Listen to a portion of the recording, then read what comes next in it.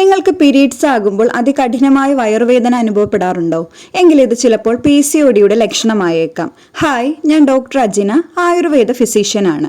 സ്ത്രീകളിലെ hormone വ്യതിയാനവും അണ്ഡാശയത്തിന്റെ പ്രവർത്തനത്തെയും ബാധിക്കുന്ന ഒരു അവസ്ഥയാണ് PCOD അഥവാ പോളിസിസ്റ്റിക് ഓവറി ഡിസീസ് എന്നറിയപ്പെടുന്നത്. ഇനി പ്രത്യുൽപാദന പ്രായത്തിലുള്ള സ്ത്രീകളെ ബാധിക്കുന്ന ഒരു ഹോർമോൺ തകരാറാണ് പോളിസിസ്റ്റിക് ഓവറി സിൻഡ്രോം അഥവാ PCOS എന്നറിയപ്പെടുന്നത്.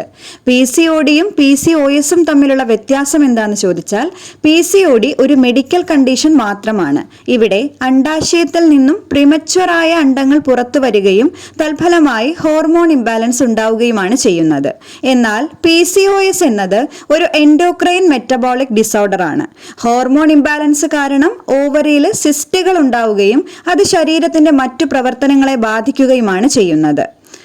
ഈ വീഡിയോയിൽ നമുക്ക് PCODയെ കുറിച്ച് കൂടുതൽ അറിയാം. PCODയുടെ കാരണങ്ങൾ പരിശോധിക്കുകയാണെങ്കിൽ ഇതിൽ ആദ്യത്തേത് പാരമ്പര്യമായ അഥവാ ജനിതകപരമായ ഘടകങ്ങളാണ്. കുടുംബത്തിൽ അമ്മയ്ക്കോ സഹോദരിമാർക്കോ ആർക്കെങ്കിലും ഈ രോഗം ഉണ്ടായിട്ടുണ്ടെങ്കിൽ അത് കൂടുതൽ വരാൻ സാധ്യതയുള്ളതാണ്. അടുത്തത് അമിതവണ്ണമാണ്. ശരീരഭാരം ക്രമാതീതമായി കൂടുന്നത് ഹോർമോൺ ഇംബാലൻസിലേക്ക് നയിക്കുന്നു. ഇനി ഇൻസുലിൻ റെസിസ്റ്റൻസ് ആണ്. അതായത് ശരീരത്തിലെ കോശങ്ങൾക്ക് ഇൻസുലിൻ ഫലപ്രദമായി ഉപയോഗിക്കാൻ കഴിയാതെ വരുമ്പോൾ പാൻക്രിയാസ് ഇൻസുലിൻ ഉൽപാദനം കൂട്ടുകയും ഇതുമൂലം അണ്ഡാശയത്തിൽ അഥവാ ഓവറികളിൽ ആൻഡ്രജൻ ഉൽപാദനം കൂടുന്നതും PCODയിലേക്ക് നയിക്കുന്ന കാരണങ്ങളാണ്. കൂടാതെ എക്സർസൈസുകൾ ഇല്ലാത്തതും അൺഹെൽത്തിയായ ഭക്ഷണശീലവും ഇതിൽ ഉൾപ്പെടുന്നു. ഇനി PCODയുടെ പ്രധാനപ്പെട്ട ലക്ഷണങ്ങൾ എന്തൊക്കെയാണെന്ന് നോക്കിയാൽ, അതിലാദ്യം ക്രമം തെറ്റിയുള്ള ആർത്തവ ചക്രം അഥവാ ഇറഗുലർ മെനിസ്ട്രേഷൻ ആണ്. 2, അനാവശ്യമായ രോമ വളർച്ചയാണ്. ശരീരത്തിലും മുഖത്തുമൊക്കെ അനാവശ്യമായി രോമ വളർച്ച ഉണ്ടാകുന്നതും ഇതിന്റെ ലക്ഷണമാകാം. 3, തലമുടി കൊഴിയുന്നതാണ്. അധികമായി തലമുടി കൊഴിയുന്നത് കാരണം നെറ്റിയുടെ വീതി കൂടി കഷണ്ടി വരാനുള്ള സാധ്യതയും ഉണ്ടാകും. 4, വന്ധ്യതയാണ്. ഗർഭം ധരിക്കാൻ കഴിയാതെ വരികയോ പലതവണ ഗർഭം അലസിപ്പോവുകയോ ചെയ്യുന്നതാണ്. 5, ശരീരം കൂടുതൽ വണ്ണം വെക്കുന്നതും ഇതിന്റെ ലക്ഷണമാണ്.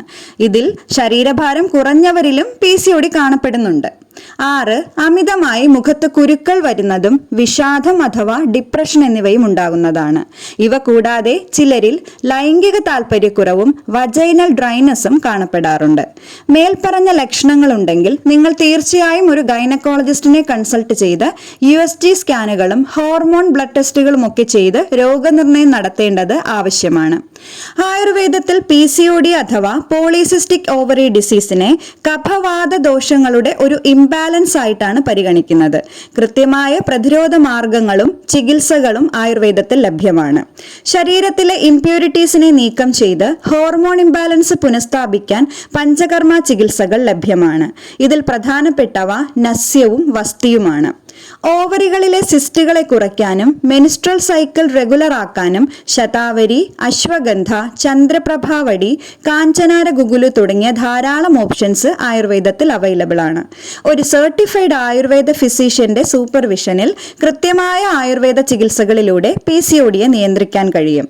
ആഹാര രീതിയിലും ജീവിതശൈലിയിലും ചില മാറ്റങ്ങൾ കൊണ്ടുവരാൻ പ്രത്യേകം ശ്രദ്ധിക്കണം. അതിനായി ഗോതമ്പിനും അരിക്കുമൊക്കെ പകരമായി ഫൈബർ കണ്ടന്റ് ധാരാളം അടങ്ങിയിട്ടുള്ള ബാർലി, റാഗി, തിന തുടങ്ങിയ ചെറുധാന്യങ്ങൾ ആഹാരത്തിൽ ഉൾപ്പെടുത്തണം.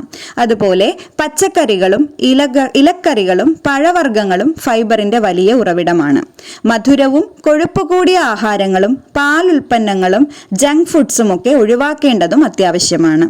ശരീരഭാരം കൃത്യമായി നിലനിർത്താനായി എല്ലാ ദിവസവും അരമണിക്കൂർ വീതം വ്യായാമങ്ങൾ ചെയ്യണം. കൂടാതെ യോഗ, പ്രാണായാമ തുടങ്ങിയവയും ശീലമാക്കാവുന്നതാണ്. പ്രധാനമായും ഇത്രയും കാര്യങ്ങളാണ് ഈ ഒരു ടോപ്പിക്കിൽ പറയാനുള്ളത്. സംശയങ്ങൾ എന്തെങ്കിലും ഉണ്ടെങ്കിൽ നിങ്ങൾക്ക് കമൻറ്റിലൂടെ ചോദിക്കാം. ഈ വീഡിയോ നിങ്ങൾക്ക് ഇഷ്ടമായെങ്കിൽ please do like, share, comment and subscribe. Thank you.